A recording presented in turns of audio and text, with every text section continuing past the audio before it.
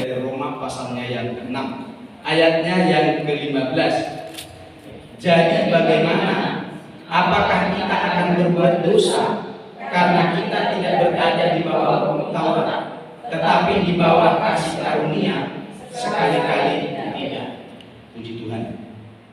Bapak Ibu kekasih dalam Tuhan Yesus Kristus, ini adalah merupakan pertanyaan kepada Paulus oleh lawan bicaranya. Pertanyaan ini memang sangat serius.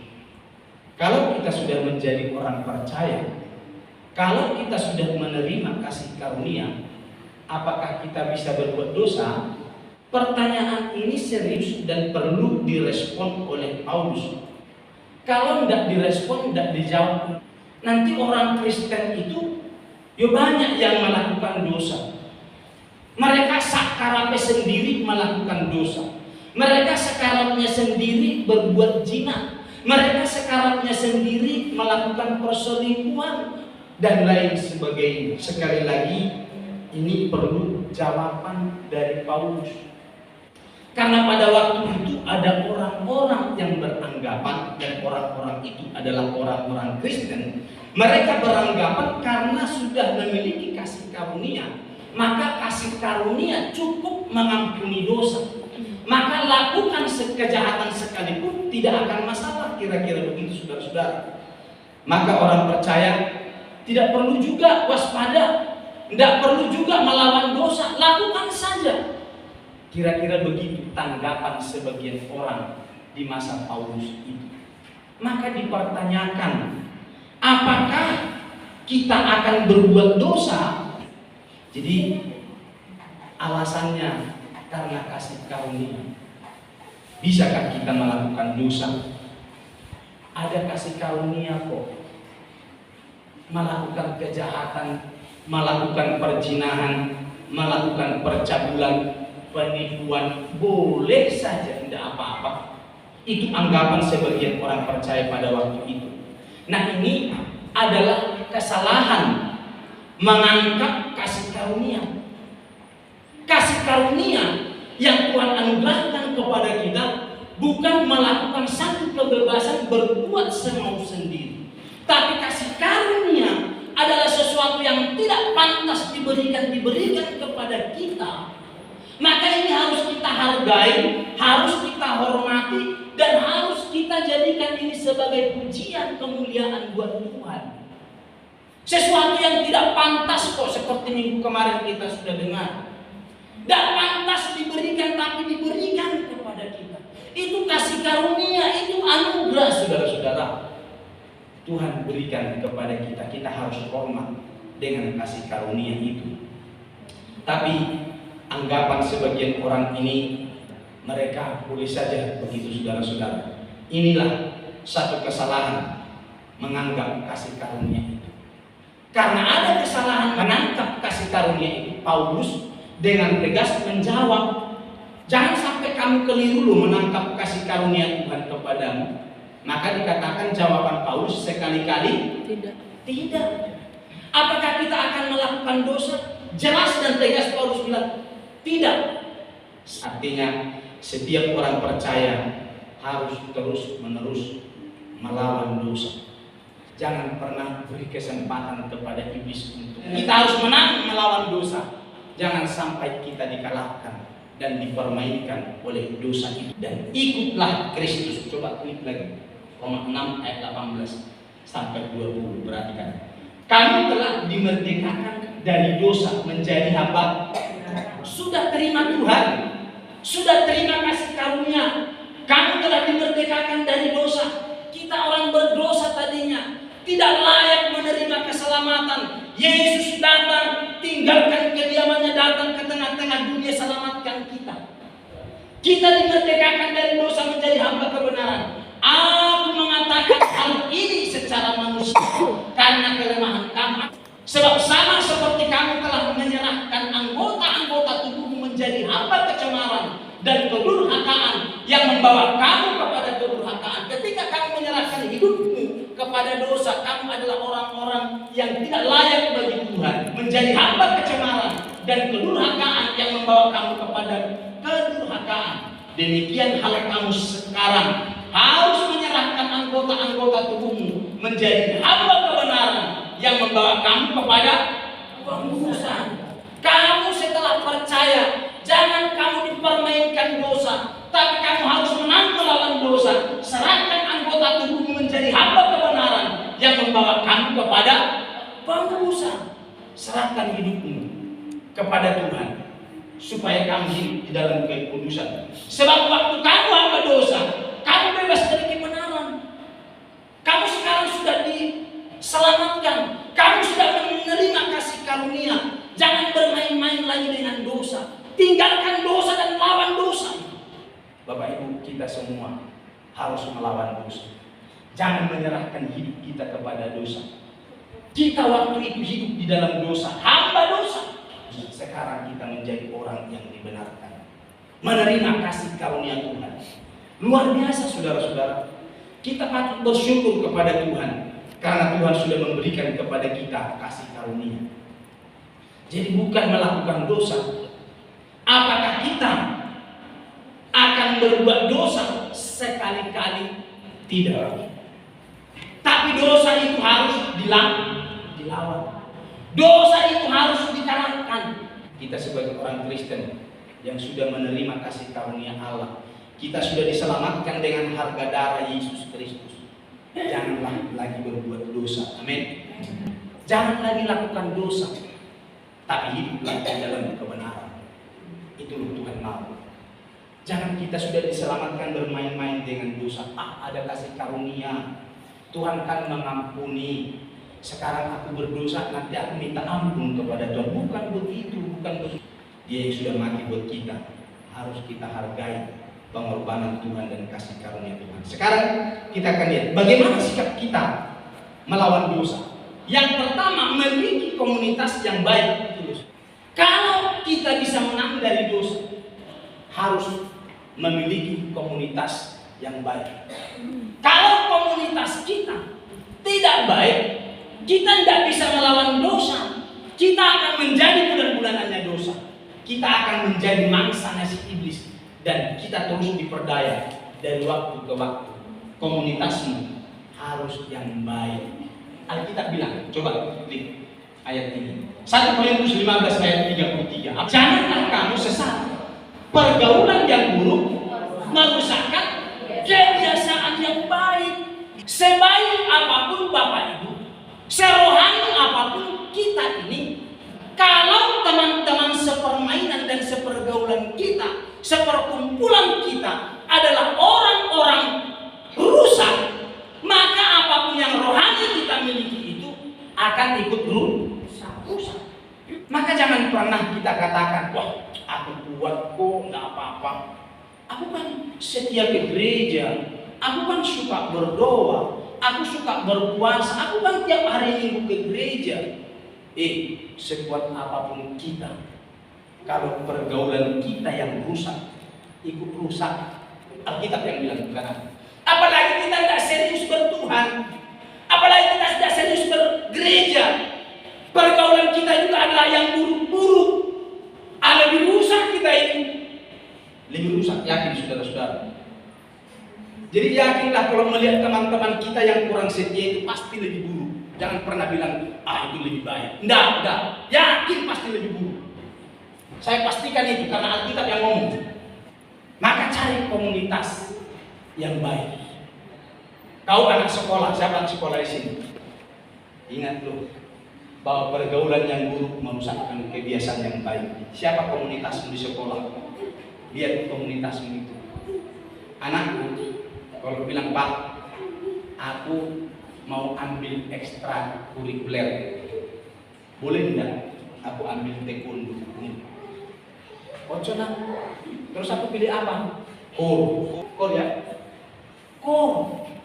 Ngapain taekwondo? Ngapain karate? Kau sedang diajar bergulat dengan kekerasan, dengan hal yang tidak baik. Kesia masuk lagi sekarang sekolah di Kalabang Kudus. Pak, aku pilih apa? Kurs. Bapak Ibu cari yang begitu itu loh. Ojo cari yang aneh-aneh, yang karate. Kau tidak akan lebih rohani. Ini loh.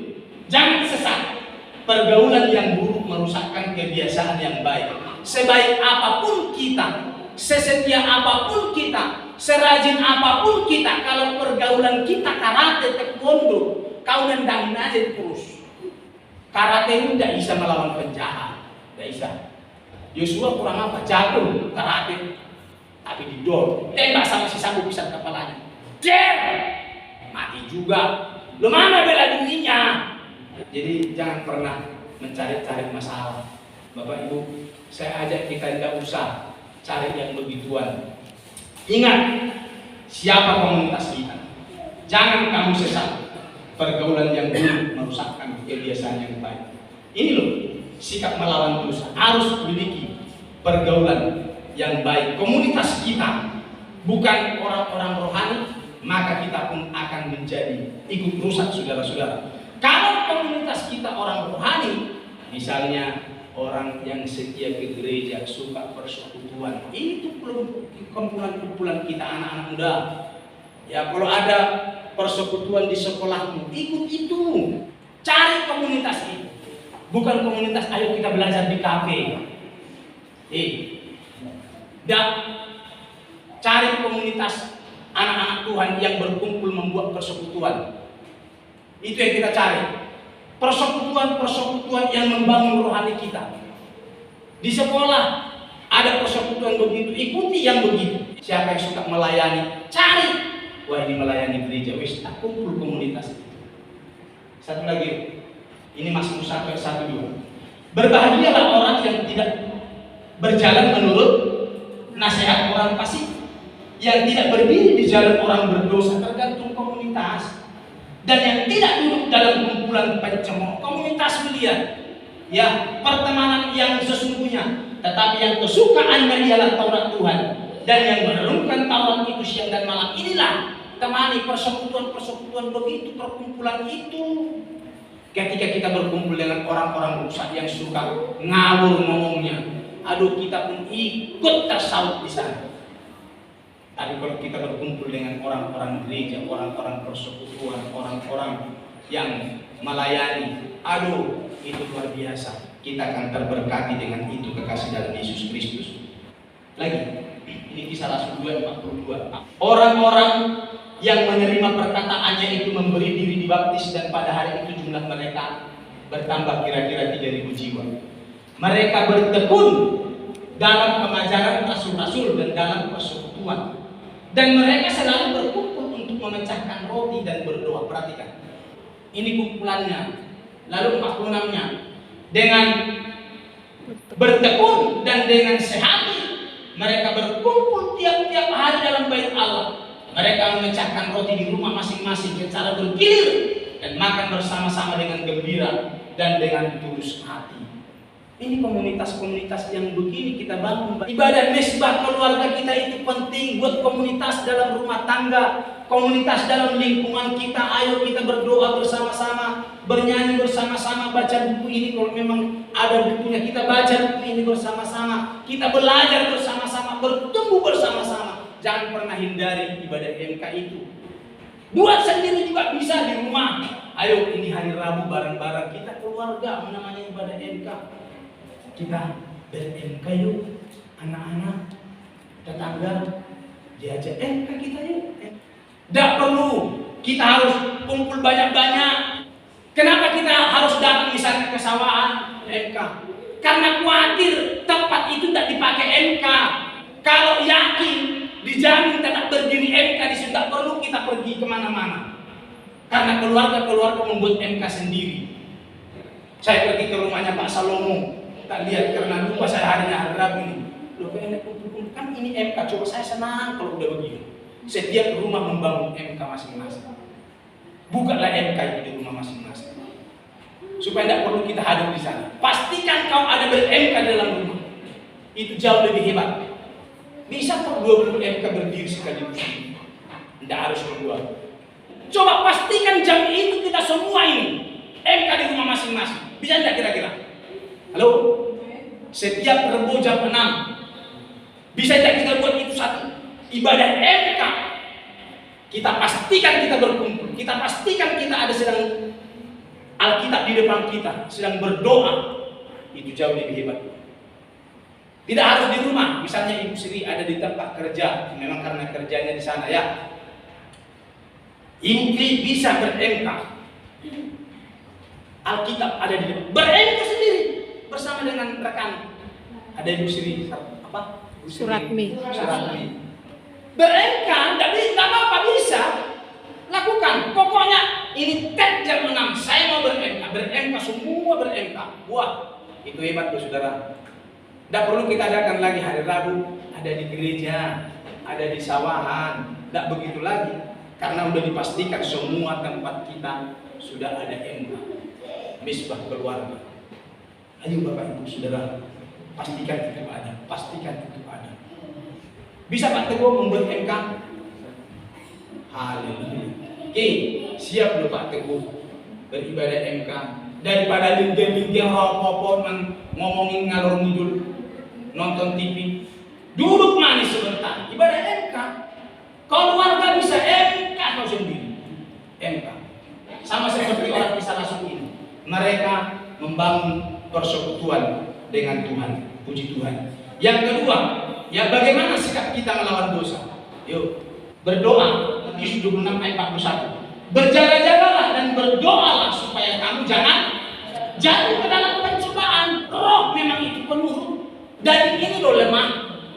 Kau gampang ketarik kok. Rohmu maunya menyenangkan Tuhan. Tapi dari kita ini lemah. Saat ada orang, ayo kita pergi ke sana yuk sebentar, sebentar. Loh saudara-saudara, ini loh kuat enggak kita? Dari kita ini lemah. Maunya kita mau ber-MK, maunya kita bersekutu. Tapi ada kekuatan lain yang menarik kita. Maka Paulus bilang, mana yang terpilih? Berdoa itu penting saudara, untuk menghadapi godaan dari si pencoba itu kepada kita. Jangan pernah kita absen berdoa. Itu loh yang saya mau bilang. Kita akan kuat menghadapi godaan jika kita tetap berdoa. Tetaplah berdoa. Dan setiap orang Kristen dipastikan bisa berdoa tiap hari. Memang Kristen, tapi dipastikan banyak yang tidak berdoa.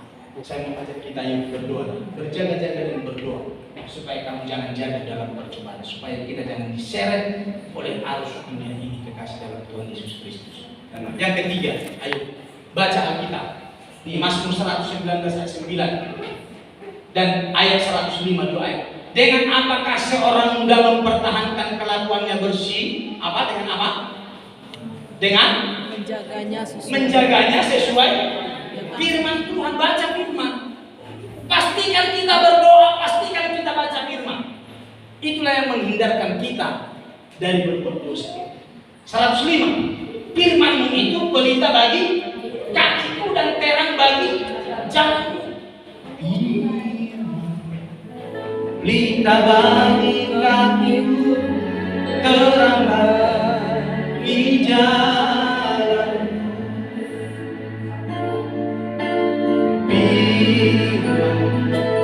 Pelita bagi kakiku, terang bagi jalan.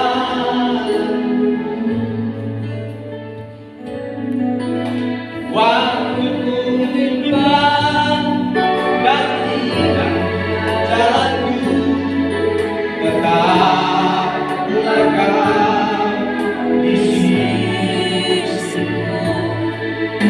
dan takkan ku takut asal Kau di dekatku, besertaku selamanya.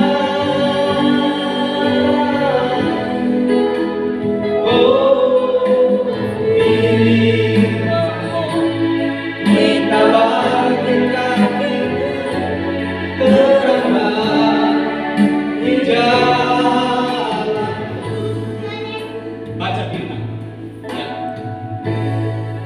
Berdoa, lalu miliki komunitas yang baik. Miliki komunitas yang baik. Hanya dengan cara itu, sikap itu, kita bisa melawan dosa. Kalau tidak baca firman, tidak berdoa, tidak menjaga komunitas, wes pasti digilas kita. Betul, yakinlah. Apalagi kita sehari-hari bergaulnya dengan orang-orang dunia ini. sekitar kita begitu parahnya saudara-saudara, maka pastikan komunitas kita siapa. Pastikan kita berdoa. Pastikan juga kita baca Alkitab. Bagaimana sikap kita kepada Tuhan? Satu, Roma pasal 6 ayatnya yang ke-16 ini. Serahkan hidup sepenuhnya hanya kepada Yesus. Apakah kamu tidak tahu bahwa apabila kamu menyerahkan dirimu kepada seseorang sebagai hamba untuk mentaatinya, kamu adalah hamba orang itu. Kepada siapa kita menghambakan diri?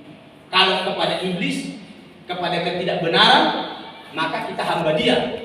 Tapi kalau kepada Tuhan, kita hamba dia. Ya, ini dua pilihan yang harus kamu taati, baik dalam dosa yang memimpin kamu kepada kematian, yang memimpin kepada kematian, atau yang memimpin kepada kebenaran. Pilih. Ini pilihan. Saudara-saudara, bagaimana sikap kita kepada Yesus? Hanya satu, ya, saudara-saudara, yaitu menyerahkan hidup sepenuhnya kepada Yesus, bukan kepada yang lain. Walaupun ada pilihan beberapa, kebetulan di sini hanya pilihan dua. Hanya satu-satunya, serahkan hidup kita kepada Yesus. Itu sikap kita kepada Yesus. Jangan serahkan kepada yang lain. Kalau kita serahkan kepada yang lain, yang memimpin kita kepada kematian. Tapi kalau kita serahkan kepada Tuhan, yang memimpin kita kepada kebenaran. Lihat lagi ayat berikutnya, 22-23. Ya ini. Tetapi sekarang, setelah kamu dimerdekakan dari dosa, ini Roma ini tadi ya, dan setelah kamu menjadi hamba Allah, perhatikan, kamu sudah dimerdekakan dari dosa dan kamu sudah menjadi hamba Allah, kamu beroleh buah. Kalau kita sudah menjadi hamba kebenaran dan mengikut Tuhan, kamu beroleh buah yang membawa kamu kepada pengudusan, dan sebagai kesudahannya ialah hidup yang kekal loh, saudara-saudara. Kalau itu yang kita pilih. Sebab upah dosa ialah maut. Maut kalau kita memilih yang lain, satu-satunya Tuhan, bukan yang lain. Kalau kita memilih yang lain, upah dosa ialah maut. Tetapi karunia Allah apa? Hidup yang kekal dalam Kristus Yesus Tuhan kita. Mau pilih mana? Pilih maut atau pilih hidup kekal?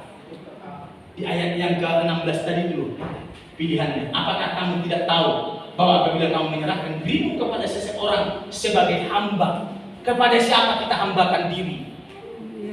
Kepada Tuhan atau kepada dunia? Kalau kepada dunia, ingatlah hidup kita tidak terjamin dan kematian kekal adalah jaminannya. Tapi kalau kita serahkan hidup kepada Allah, kita akan hidup, dan hidup kita di dalam kekekalan. Sudah lihat Matius 6:24. Tak seorang pun dapat mengabdi kepada dua Tuhan. Iya, tidak boleh pilih salah satu. Mau kepada kebenaran atau kepada kematian. Tidak seorang pun dapat mengabdi kepada dua Tuhan. Karena jika demikian, ia akan membenci yang seorang dan mengasihi yang lain. Atau ia akan setia kepada yang seorang dan tidak mengindahkan yang lain. Kamu tidak dapat mengabdi kepada Allah dan kepada salah satu. Pilih yang mana? Gitu loh saudara. Lah kau mau menghambakan kepada siapa? Kepada Tuhan atau kepada dunia? Hambakanlah kepada salah satu. Kalau kau hambakan kepada dunia, kau akan mati selamanya. Tapi kalau kita menghambakan diri kepada Tuhan, kita akan hidup selamanya. Itu loh pilihan saudara-saudara. Sekarang kepada siapa kita hambakan diri kita? Ayo Bapak Ibu, saya mau katakan kepada siapa kita hambakan diri kita? Kepada uangkah? Kepada pekerjaankah? Kita akan mati. Kepada Tuhan, kepada kesetiaan kita kepada Tuhan, kita akan hidup. Hambakanlah dirimu kepada salah satu. Tapi saya mau katakan ingatkan, hambakanlah diri kita kepada Tuhan, bukan kepada yang lain. Amin. Bukan kepada yang lain, supaya kita hidup kekal. Yang kedua, miliki hati yang mau melayani Tuhan. Ini sikap kita kepada Tuhan. Mau melayani Tuhan. Yuk, klik supaya cepat selesai. Kisah Rasul 29:19. Dengan segala rendah hati Paulus yang ngomong, aku melayani Tuhan. Lah apa untungnya melayani? Ada uang? Enggak. Perhatikan. Dalam pelayanan itu aku banyak nangis melayani. Nangis.